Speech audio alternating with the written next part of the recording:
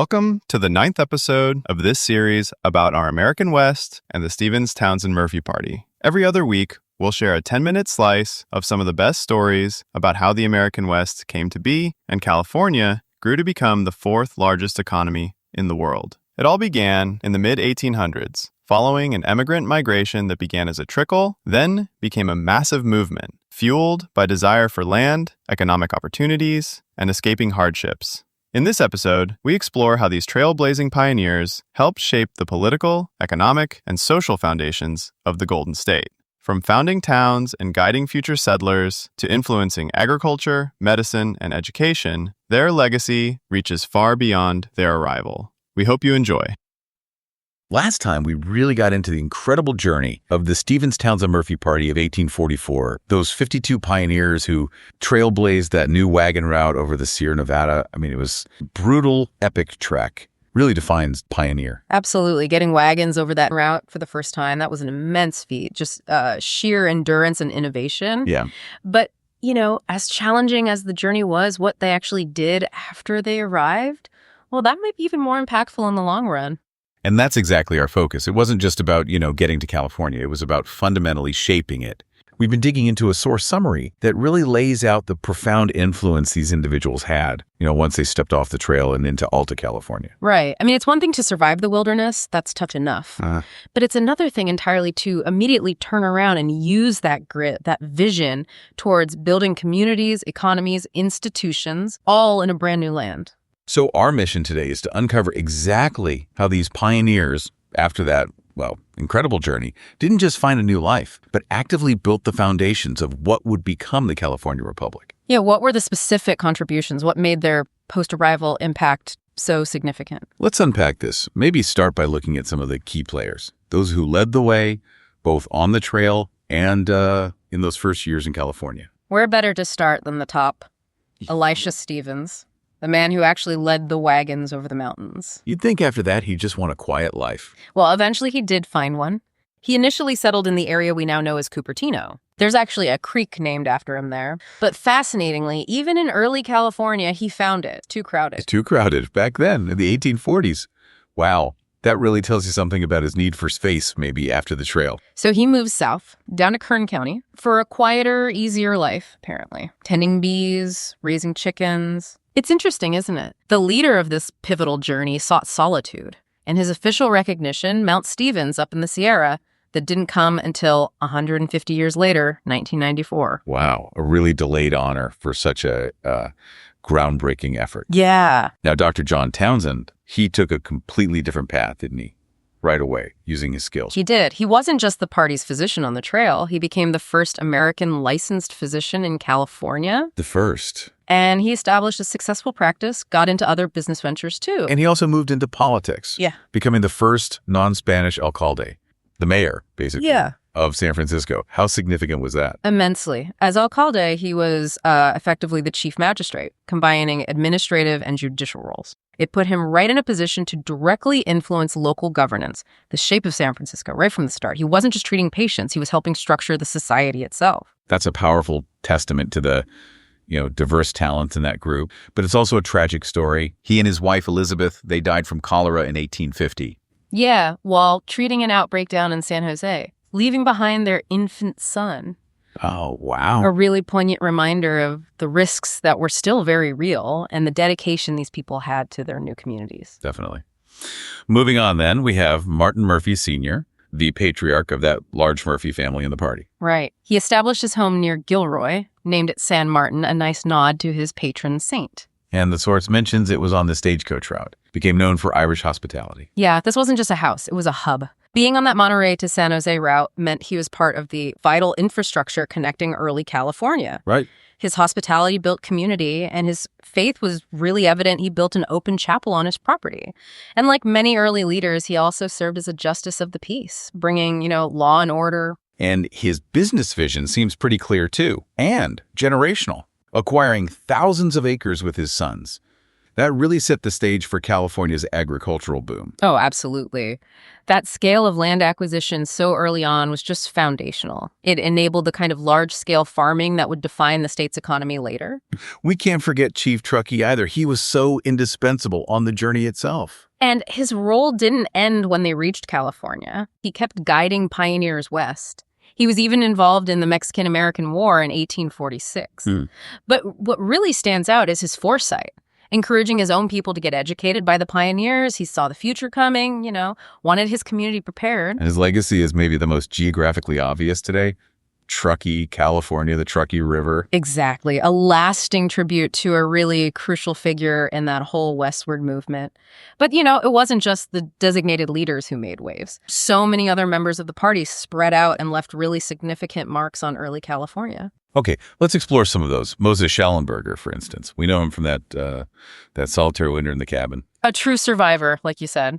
And upon reaching California, he immediately took on this really practical, vital role, locating and acquiring supplies for the U.S. Navy. To the Navy, interesting. Yeah, and he also delivered supplies to gold miners along the Yuba River, which put him right in the middle of the next major California event, the Gold Rush. And there's a touching personal connection, too. Didn't he adopt the infant son of his deceased sister, Elizabeth Townsend, and Dr. John Townsend? He did. It really highlights those bonds formed on the trail, didn't it? Yeah.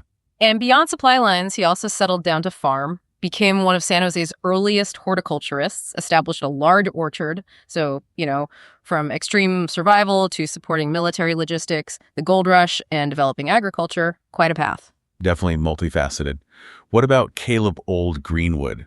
Another experienced guide. His dedication seemed to be mostly about bringing more people west. He apparently made several trips back over the Sierra, guiding new settlers. Okay. But his most critical impact after the main journey, using his knowledge and experience for the Donner Party relief efforts, spring of 47, he was instrumental in saving lives there. Wow. That's a powerful way his skills continue to serve others long after his own party arrived. Exactly. And then there's Isaac Boldman Hitchcock and his daughter, Elizabeth Patterson. Where did they end up? They settled near Santa Cruz. Their contributions seem centered around community development. Hitchcock actually became a founding member of the first Masonic Lodge there. Ah, okay. So building institutions. Precisely. It points to the formal establishment of, social and civic structures in these new towns. They weren't just farming, they were building the fabric of society. Creating those key community pillars. Yeah. Sarah Armstrong Montgomery is another fascinating individual story mentioned. Yeah, she married Joseph Wallace, and they acquired the Mayfield farmland, which later became part of Palo Alto. But the source really highlights her business acumen. Investing in the San Francisco and San Jose railroads, actively lobbying for infrastructure like the California Avenue station. She clearly saw the future in connectivity and growth. And her influence wasn't just economic, was it? The source mentions advocacy. Yes, a vocal advocate for women's rights, recognized for her work in suffrage education. That's impact that goes way beyond just physical settlement or business deals. Absolutely. Contributing to the social and political landscape in a really progressive way for that time. Definitely. Finally, Dennis Martin, remembered for rescuing Schallenberger. Right, the heroics. Where did he settle? In what became Menlo Park. And his key contribution, establishing the lumber business there. Ah, crucial. Absolutely fundamental. You need lumber for everything, homes, businesses, infrastructure in a new settlement. Makes sense. And he also built the St. Denis Chapel in 1853, showing a commitment to the spiritual needs as well as the physical needs of that growing community. So from heroism on the trail to literally providing the materials and places of worship for building a town. Yeah. It's clear the impact was incredibly diverse, spread wide among the party members, but the source material we looked at really emphasizes one family, above all others, in terms of the scale and longevity of their influence. Ah, yes, you mentioned this earlier. It singles out the Murphy family. It does. It states pretty clearly that the Murphy family made the most significant and lasting impact on the development and history of California. Their story post-arrival is, it's quite remarkable in its scope. Okay, let's dive into that, starting with John and Dan Murphy. Right. So they set up a trading post. up in the Sierra Nevada foothills. Okay. Now, this wasn't just some lodal store. It directly supported and, frankly, fueled the gold mining boom that just exploded in the late 1840s.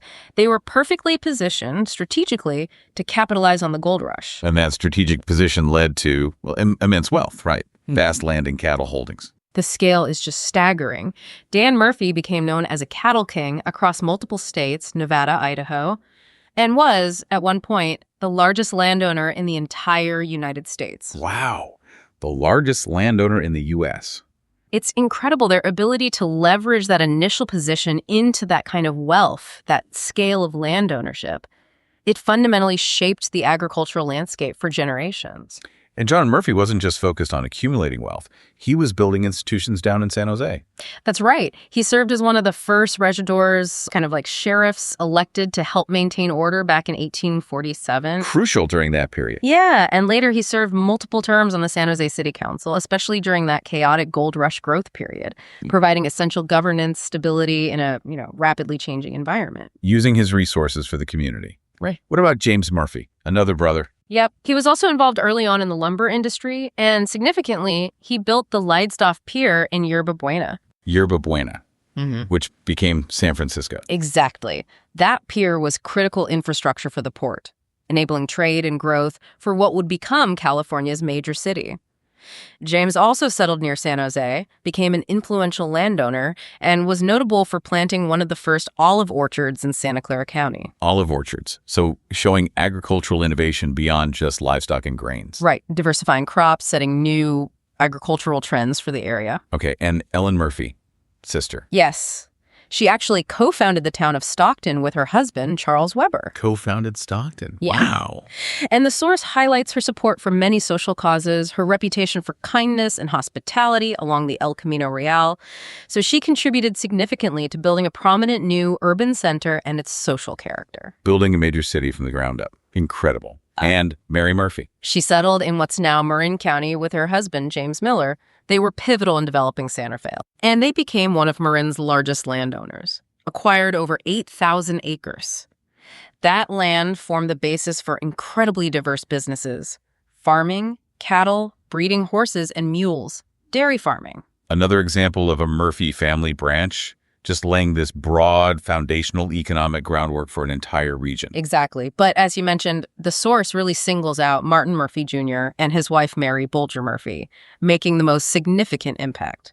Right. At both local and state levels, it said. They are. Their influence was felt really deeply. So after selling a large property they had near Sacramento, they made this truly consequential purchase, about 4,300 acres in the Santa Clara Valley. And that land would eventually become Silicon Valley. Precisely.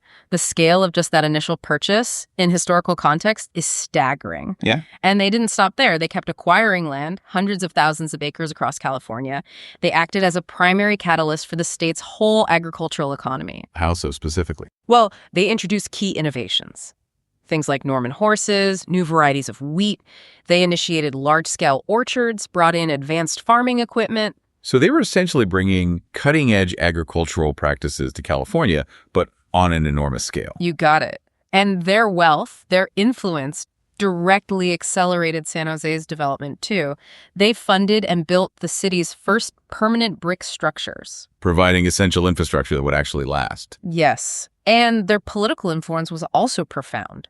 Family members like Bernard and Patrick Murphy served multiple terms in the state legislature, shaping laws, policy. Wow. Other family members, Bernard again and Martin J. Murphy, were driving forces in the financial and banking industry as well. So economic, agricultural, infrastructural, and political power, all concentrated in this one family branch. It's just an incredible picture of influence. It really is. But let's make sure we highlight Mary Bolger Murphy's role. She was vital. Absolutely critical, a driving force behind the Murphy family. Known for kindness, caring, yes, but crucially, she was a strong proponent of education. Okay. And this wasn't just a casual interest. It was a core reason the family originally left Ireland way back in 1820 to seek better educational opportunities. So education was this deep, long-held value for them. Exactly. And her partnership with Martin Jr. directly translated that value into lasting institutions here in California. Working with key religious figures like Archbishop Alemany and the Sisters of Notre Dame de Namur, Their donations of land, money, and importantly, political influence were instrumental in establishing what are now Santa Clara University and Notre Dame de Namur University. Wait, Santa Clara University, Notre Dame de Namur, they helped found those. Directly through their vision and resources. Think about the university still thriving today. It shows a commitment to building a future for everyone, not just accumulating personal wealth. That's an incredible legacy. It really is. So when you look at the collective impact, from Elisha Stevens seeking space, Dr. Townsend building San Francisco's early governance, Martin Murphy Sr.'s hospitality hubs, Chief Truckee guiding others, Schallenberger supporting the Navy and Gold Rush, Montgomery advocating for women, Dennis Martin providing lumber. Right. And then the sheer scale of the Murphys' contributions: land, agriculture, finance, politics, education. You just see this incredible, diverse legacy stemming from this one single party of pioneers. From surviving that initial brutal journey to building communities, driving economic booms, literally shaping physical landscapes, creating political structures, founding major educational institutions. It really is a far cry from just finding a better life. Yeah. That initial shared goal, they had opportunity, religious freedom, it just unfolded into something vastly larger than they probably ever imagined. It really makes you appreciate when those 52 weary pioneers finally regrouped at Sutter's Fort, having survived against all odds. They'd accomplished something far greater than just getting themselves across the mountains. Oh, undoubtedly. They succeeded in opening a path that thousands upon thousands would follow. And in doing so, they fundamentally, irrevocably changed the landscape and the future of California. They were aiming for survival, for opportunity, but the unforeseen consequence of their effort was laying so much of the groundwork for a new state. It certainly gives you pause, doesn't it? It makes you consider how much the true long-term impact of our own maybe challenging journeys or the decisions we make today, how much of that will only become fully clear maybe generations down the line. We hope you enjoyed this episode and invite you to learn more about the Stephens-Townsend-Murphy Party at our websites. We provide links in the show notes. Look for more American West Live deep dives every other week right here, or head over to our website at historyexp.org or YouTube channel at History Expeditions. From all of us at History Expeditions and the Sunnyvale Heritage Park Museum, we look forward to seeing you on the trail.